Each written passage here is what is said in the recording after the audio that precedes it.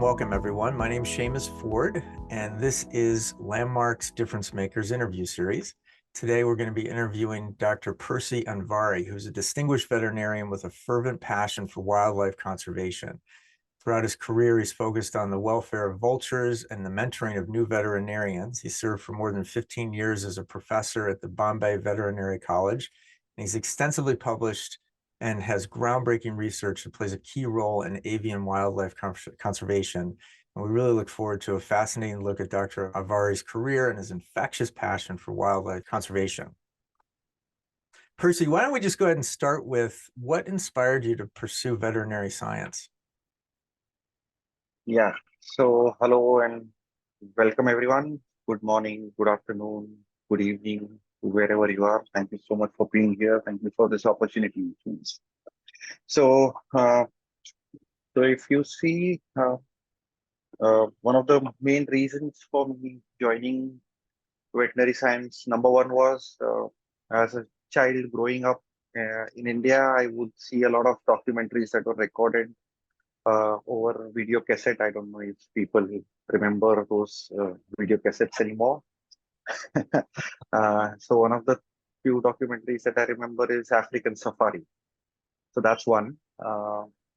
Growing up in a city, it was always a disconnect from animals as such. However, one another inspiring thing that happened to me was I read the book called Dog Days by James Harriet. And that's when, the whole world of a veterinarian, at least what was present for James Harriet and his time, uh, came forth. And then I suddenly realized that there is a college very close to my house as well, and in the city that I live. And that is one of the oldest colleges or the oldest colleges in whole of Asia. So yeah, so one thing led to another. Around, when I was in 10th standard, I just decided that I'll give it a shot and try and serve animals. That's all. Well, yeah, I think a lot of people may not realize that the amount of training that goes into being a vet is actually exceeds the amount of training required to become a medical doctor. How are those practices different? Number one is with human medicine. Many times, what happens is that people tell you what is happening to them. But in case of veterinary medicine, that's not the case. So that is predominantly the difference. So many times what you will see is that people will come with complaints of, my dog is not eating, or my cow has started producing less milk, or my chicken is not putting on weight, or the hen is laying less number of eggs. Uh, with humans, human medicine, we study only one species, but in case of veterinary, there are at least 9 of those that we study predominantly. And if we look at the whole animal kingdom, it's multiple species. So my passion is about birds. So there are 10,000 different types of birds that are present on the planet, and they behave physiologically quite different from one another. So it's very, very difficult to generalize something and do that. So just to give you an example, we were collecting blood and trying to put it in an EDTA solution, which is basically an anticoagulant. And the crow's blood would just clot, and we couldn't figure out why that was happening with heparin. And then after reading, we understood that yes, there is a factor in the blood of the crows which just clots the blood even if we put heparin. So something like that. Well, your focus for most of your career has been on vultures, and vultures are not the most glamorous birds, but in talking to you before, you consider them to be some of the most important. What would you say are common misconceptions that people have about vultures? So So I belong to, or I was born in a community called the Zoroastrian community. So wherein after death, what happens is that the corpse is offered to sunlight. So it's not cremated, it's not buried or something like that. And then the vultures just act as catalysts and they consume the corpse. So I'm just trying to tell you where I come from. So as a child, I used to sketch, and my mom at that time was like, no, no, you should not sketch a vulture because predominantly the thought process in our house and probably in the world is that vultures are what we call as harbingers of death, and there is this crazy idea that they will come and sit. Uh, Maybe on a house and some death will happen in that house. And this is not something that I'm making up. This is actually what a person told me in Assam, where we were doing vulture trapping. So it is considered that vultures are very dirty birds. They bring on death to people or animals. They live off calamities. They are just waiting for something bad to happen. And if you look at it, uh, the reality about vultures is that they are one of the most beautiful birds, not only in terms of the sight. So behind me is a caricature of a king vulture or a red-headed vulture that's prepared by a friend of mine called Geeta. So her name is Geeta Vishwanathan. So she created this and gifted it to me. So the point is that what service they provide is something which is very, very tremendous. So they clean up after an animal has died, and they do that within minutes. So one of the most important services that they provide is they provide the service of not allowing the diseases to spread. So they can take care of carcasses which have anthrax or which have died from anthrax as well, and they will not die. And the anthrax stops spreading at that point in time. So if a bacterial infection or has occurred and an animal has died, then generally what will happen is that the bacteria will multiply even in the dead animal and the carcass. But the vultures just clean it up and they stop the spread of disease. So there is this whole concept of something called as One Health. So wherein now people have started relating the health of the planet and the ecosystem. So it's not human medicine separately, veterinary medicine separately, and ecological medicine separately. It's all put together. And I think that the vultures should be the mascot for the One Health program. You certainly would have an easier time making a kitten a mascot than a vulture. But there's something that's distinct about the physiology of vultures compared to other birds and compared to other animals in terms of their ability to consume these things that would make it almost any other animal sick. What distinguishes them that way? So if you look at the physiology of the vulture, so this is not pertaining to all the vultures. So there are around 23 species of vultures present on the planet. Out of which 16 belong to what we call the old world vulture. Uh, so there are 9 species that are found in India, and out of these, 5 belong to the gyps species. It's GYPS. So these are the birds that I like to call as obligate scavengers. So the beauty of these birds is that they will not eat or they will not kill to mm, eat. So they will not kill any living organism, bird or animal, to eat food. They can go without food for maybe 15 or 20 days without having a problem. And once they have an opportunity to eat, they can eat 1/3 of their body weight. So it's like a 60 kilogram or 60 pound, or I don't know, maybe say a 90 pound human being eating 30 pounds of pizza at one go. So that's the sort of comparison that we have. So they are really robust birds. They are adapted very beautifully to a scavenging way of life. So they can fly over long distances. So vultures have been known to fly 160-kilometer radius. That would be 100 miles radius, I guess, in one day in search of food for their young ones. And this was observed in Africa, and we have seen in India and Nepal. So vultures have traveled from one corner of Nepal. They have crossed India and gone all the way to Lahore in Pakistan. And I think one of the vultures went from Nepal, came down to Maharashtra as well. One of the things that I read as part of preparing for our interview is that in the last several decades, there's been a 97% decline in the vulture population. What is it that led to that?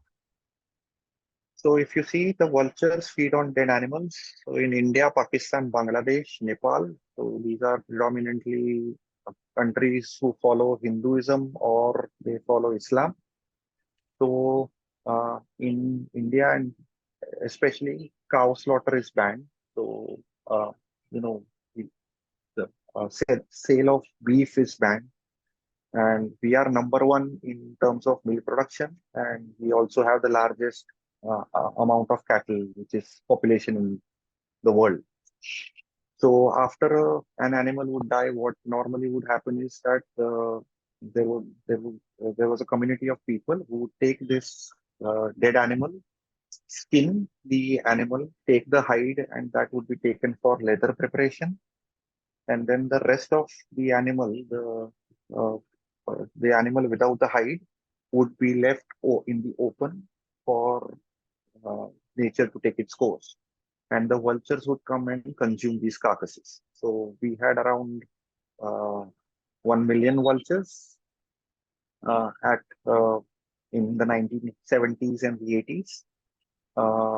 And however, since 1990, since the 1990s, especially in 1996 and 1999, there was a paper which was published which said that vultures were dying out. And one of the main reasons for their death is, or the main reason for the death of these vultures is a veterinary drug called non-steroidal anti-inflammatory drug called diclofenac sodium, which was injected in cattle for treatment of various diseases, including fever, pain, musculoskeletal ailments, so on and so forth. And the remnants of this drug were left behind in the muscles, the liver, the kidney of these animals. And when the vultures would consume these carcasses, their kidneys would fail, and the toxic substance which was supposed to be thrown out from the urine, called uric acid, would remain in the body, and it would diffuse from the blood vessels and go and get deposited on the heart, the liver, and the kidneys and other places, which is called as visceral gout. And that would compromise the functioning of these organs and lead to the death of these vultures. Well, but So a 97% decline, when you say there's a million vultures in South Asia, to have that go down to 30,000, that had to have a really significant impact, yes. particularly given the role that they play in preventing disease. Can you say more about that? So the thing is that yes, the direct impact that we see is the increase in number of dogs. Now I am a veterinarian. I have nothing against dogs. I love dogs. All right, but in just one published study, uh, so when vultures were present, the biologists counted 60 dogs over there at a carcass dump, and when the vultures disappeared or were no longer available, the number of dogs was 1,200. So So the practice has been for the dead animals, whether it's cattle or any, to go to a carcass dump, yes, and then that practice continued, I assume. yeah. So that practice kept on continuing, and to a certain extent, I think it still does. But now, because the vultures are not available, what happens is these carcasses might be rotting, and the chances are that people will be disposing these off, but it is very difficult to dispose of a 400 or 500 kilogram cow by burial or burning. That's very, very expensive. And again, the vultures are such beautiful birds that they can, so a group of 70 birds can strip off a cow's carcass to mere bones in 15 minutes. Hmm. So that's the kind of capacity that these birds have.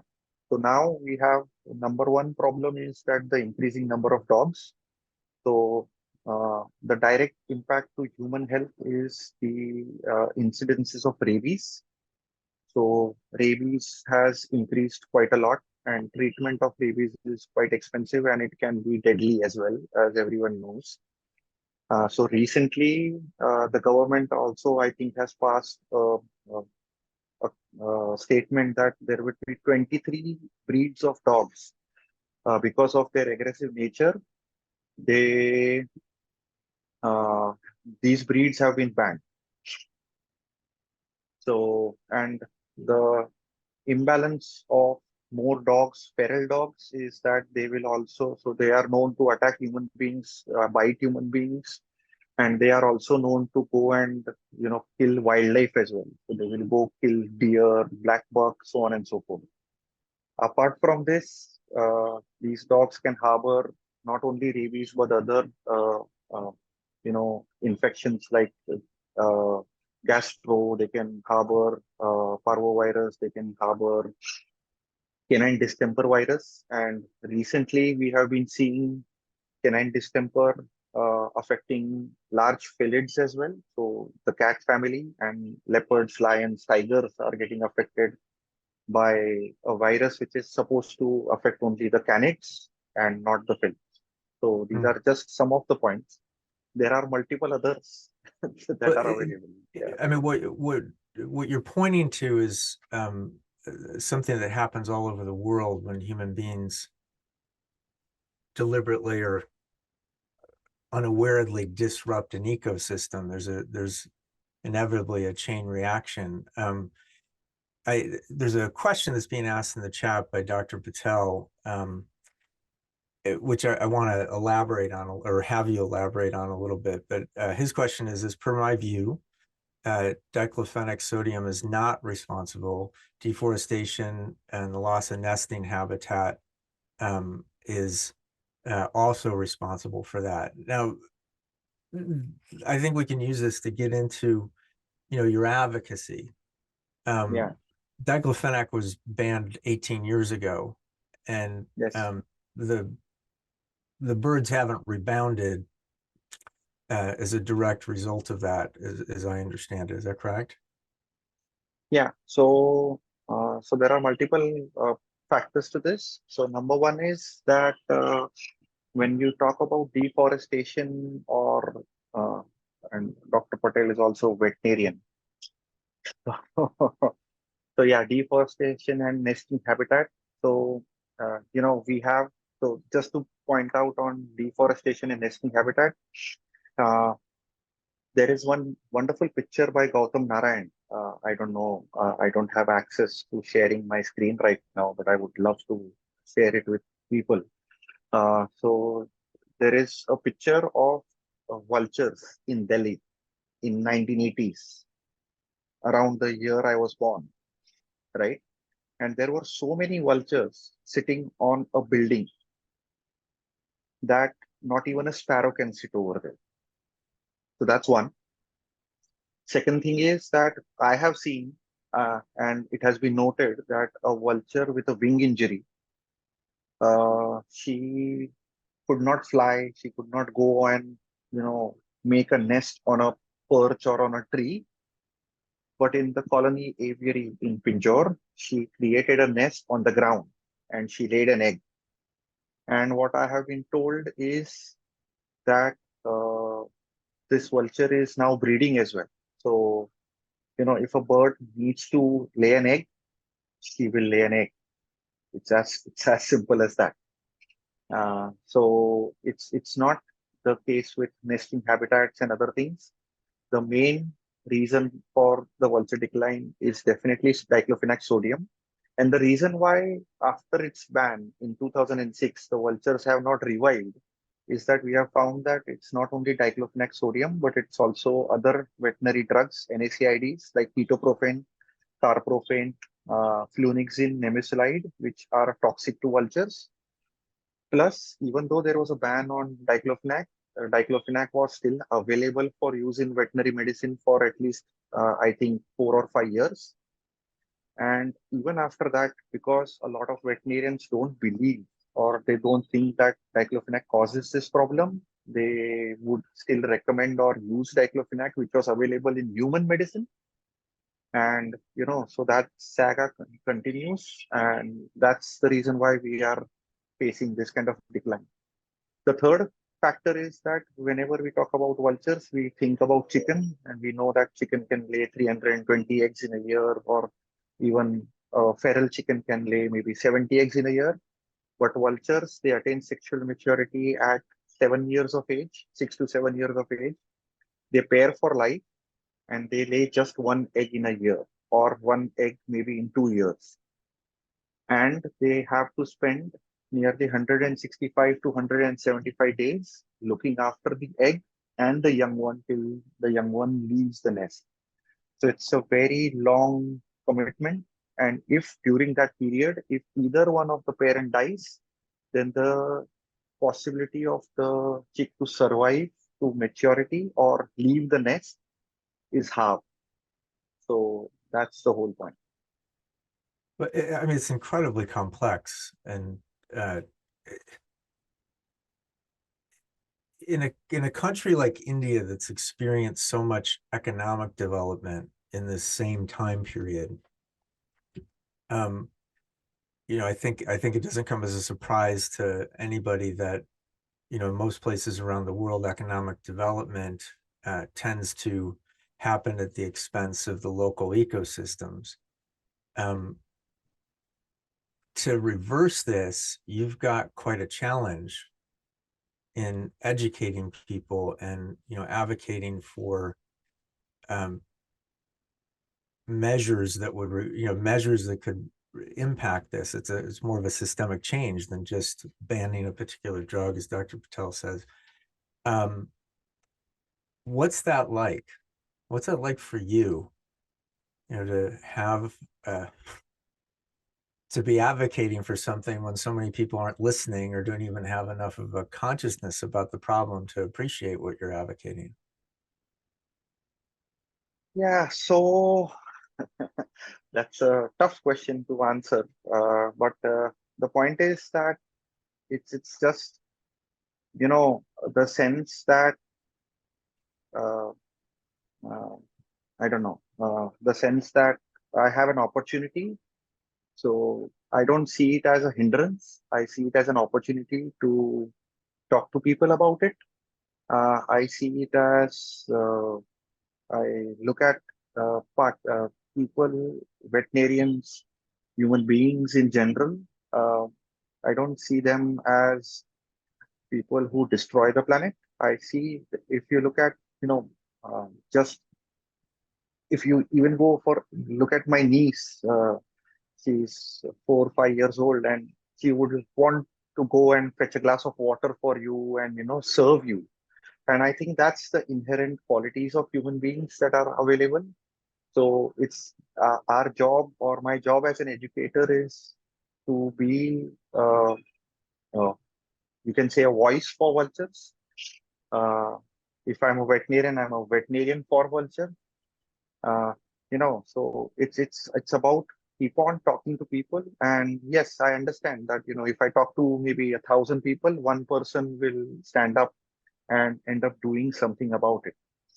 And that's the way it is. But if we look at the population of the world, we have crossed 8 billion. We are touching 9 billion or something of that sort.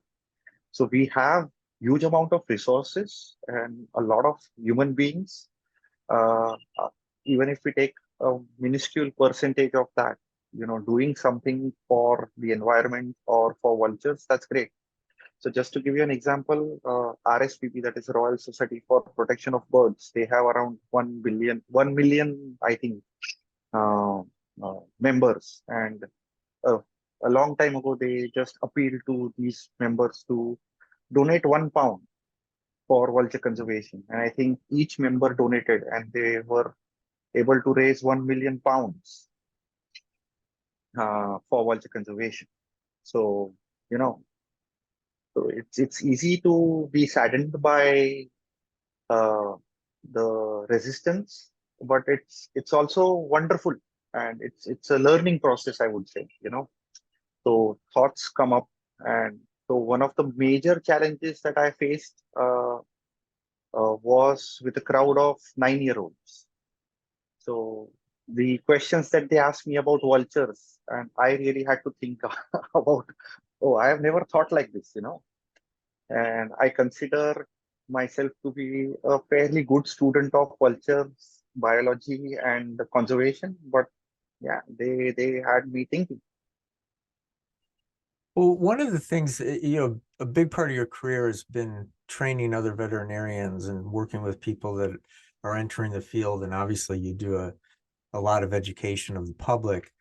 Um, if I look at people that are, teenagers today or in their early 20s, my experience is that they're very aware of the damage that's been done to, for example, the vultures or just ecosystems around the world. They're concerned for it. But, as you said a moment ago, it's also, it provokes sadness, it provokes resignation. What would you say to somebody that is just starting out in their career, or, as a young person who, recognizes that they're inheriting some really big challenges that are consequences of all this development? Yeah. So as far as nature is concerned, I believe nature is very, very resilient. Uh, so I think if we just let nature be, we don't do anything. We don't even have to go and conserve the nature. So if we say, for example, so if human beings don't enter into a forest or a part of land, I think it will revive on itself and take care of itself. So the idea is so as a doctor, one of the first things that we were taught is do no harm. So yes, it is correct that it's a challenge, but as a doctor, you see emergency cases, and a doctor does not say, oh, oh, this person's legs have been run over by a truck or a vehicle, and some the intestines are coming out. I'm sorry, I'm painting a very gory picture, but you get the idea. So a doctor does not say, oh, this is out of my hands and I cannot do anything about it. So the person goes ahead and does uh, and creates wonders. So as I said, it's a challenge, yes, but it's also an opportunity for people to do something extraordinary, to do something that has never probably been done. And yeah, sorry, go ahead. You said something uh, uh, just a moment ago about, if people just don't go into a forest, the way that wildlife rebounds. And I know here where I live, in the upper Midwest of the United States during COVID, and I live in a city, just that 1 month at the early part of COVID, there are wild animals that recolonized neighborhoods within the city just in that one Yes. month period. Yeah. How, if nature is that resilient, what are the things that, those of us that, aren't on the front line, so to speak, can advocate for or endorse or support that would support the rebound of the vultures, or any of our local wildlife? So it's great that you said that. So I stay in Mumbai, 10 kilometers from where I am. There is a area called RA Milk Colony. So wherein there are 6 to 9 resident leopards which stay. Okay, and there are people who are going into this colony, this area. They are moving around. They are living there. Every day there are few thousands of vehicles passing by, and these leopards, touch wood, there have been very few occurrences where they have attacked human beings. So, and this is not COVID I'm talking about. This is today's day and age. And I've seen leopards as a normal routine. And one of the best places to see a leopard is in the heart of Mumbai. So, nature being resilient, it's also accommodative. So, we have these leopards who have learned to stay along with human beings. It's just so to answer your question, we just need to learn to understand that we are a part of nature, and we need to, you know, not, I wouldn't say accept it, but be thrilled by it. So a lot of our students, so we have one of our campus in RA colony, and there were these students who were like, oh, this is such a dangerous place. There are leopards and our parents are afraid. And I was like, what? You have an opportunity to live with leopards. You have an opportunity to be with snakes. So when I was learning in college, I used to see snakes every day. And when I started teaching, I wouldn't see snakes for years together. So I have seen the decline of the wildlife over there. And I feel unlucky that I, witnessed that. But I also feel lucky that I witnessed the abundance that was available at one given point of time. And where I'm sitting right now, probably 100 years ago, this was a forest. And I have to accept that, this area was deforested so that they could build this house, and where eventually I'm staying. That's what it is. Well, I think that's, you're highlighting the common tension that, we're human beings and we are obligated to look out for the welfare of other human beings in a place that, like a city like India, with the influx of people over the last decades and the, need to create housing for people. If all you thought about was the people, this process would continue, but you would argue that that's not necessary, that we can have development that allows for the biodiversity. And actually that leads to another question, because you were also sharing with me about a talk that you're going to be doing about the importance of biodiversity to human civilization and even cities. Yeah. So biodiversity is something that is very, very important, critical. So, and I come from a background of poultry science. So in case of poultry, it's all about economics. It's all about if I add this particular medicine, how much economic profit will I get, and how many folds will I get? So that's the commercial part of it. And if we look at the importance of biodiversity, I think that 70% of all the drugs which are available for treatment of cancer, especially the natural and semi-synthetic drugs that are available for cancer treatment, 70% of those come from plants, and they come from different types of plants. And human beings are so robust, and they are so inquisitive and curious that every time we are learning new things. So there is this example of a plant called the Pacific yew.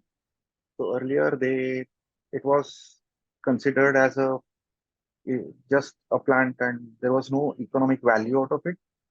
And very recently, I believe they found a compound called Taxol, which cures cervical cancer. and all of a sudden the value of that plant has increased manyfold, you know. So the point I'm making is that we think that, sharks are dangerous and we should kill sharks, but people are gaining so much of knowledge, and there are certain metabolites and compounds which are being procured from sharks, which will help humanity. So treatment of diseases, neurotransmitters, and all those things. I think that they come from sharks and they can be extracted and they can be utilized from that.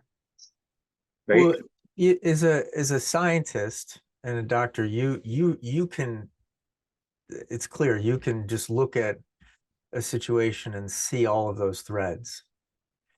And yet we also, in the daily living of our lives, particularly in urban areas, we don't have our attention on that. We have our attention on picking our children up from school, advancing our own careers, etc. What do you see is the key to raising awareness among people who frankly just have a different set of concerns? They care. If you stop and you have a conversation with them, clearly they care.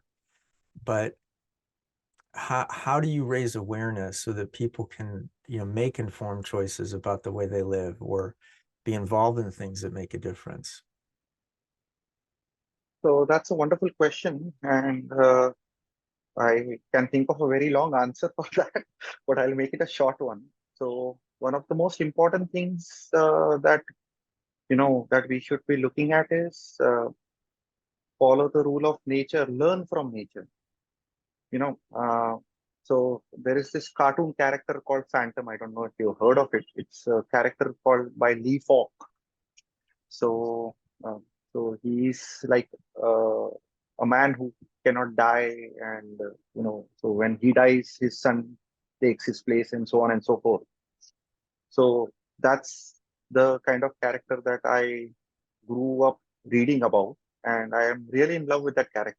So he fights evil and so on and so forth. But one of the most important things that that character signifies and personifies is that he will not kill an animal unless and until he has to eat.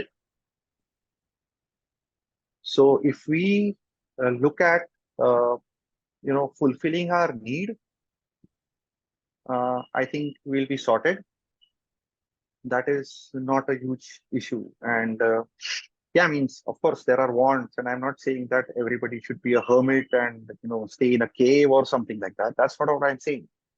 But the point is that it comes from taking less and giving more. And this is something that has been spoken about in many cultures, in all cultures, I think, including all religions. So it's about being aware uh, uh, that comes along with it. And very recently, I was speaking to some of our ex-students, and I was just talking to them about what's the kind of investment that they are doing and stuff. And they were like, "We don't know. You tell me about it." And something that just came to me was that the one of the best investments that you can make is to invest in a decent lifestyle, not a very elaborate lifestyle. So if you have a fairly normal lifestyle, that's one of the best investments that you can make for yourself and also for the planet. Oh, that's wonderful.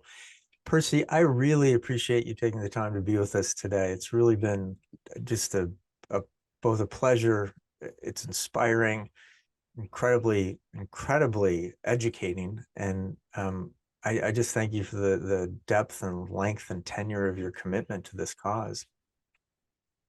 Thank you so much. Thank you for your listening. Thank you for your support, and really appreciate that you selected this topic to be brought